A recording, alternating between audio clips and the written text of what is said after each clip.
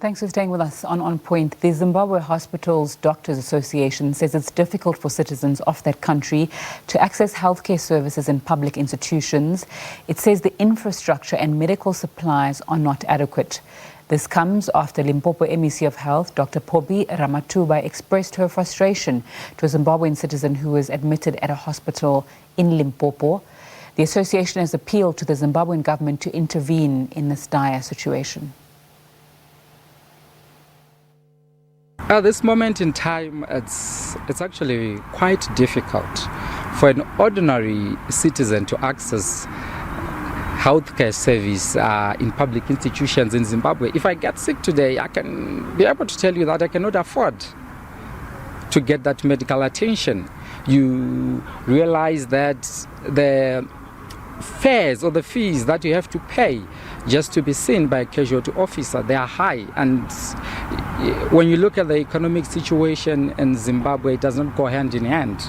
So unless the government intervenes to this health crisis that we are having, I can really say that the situation can be dire for the common man in Zimbabwe.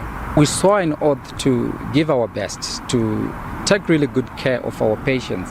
And sometimes it's dejecting and demoralizing that you can lose some patients because there is no paracetamol, there is no ceftriaxone, which is a basic antibiotic. Sometimes you can go without intravenous fluids.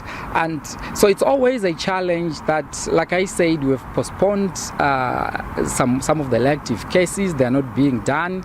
And there is no even follow-up for those patients at home to see what becomes of them. And so really, it's really straining and draining on the medical professionals to be working in this kind of an environment.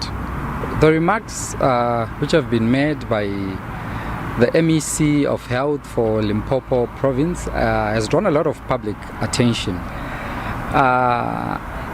As Zimbabwe Hospital Doctors Association, we advocate for the welfare of healthcare professionals and our doctors, in instance, and also for the patients who are the citizens of Zimbabwe who happen to be the largest stakeholders.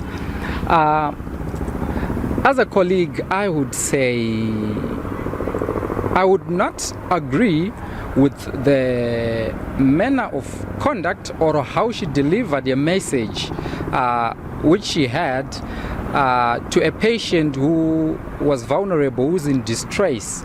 But however, there are questions that we then have to ask ourselves. We have to self-introspect. How, as a nation, did we get there? How do we come to have Zimbabweans flocking into SA seeking for medical treatment? And as you self-introspect, you realize that we have a broken health system.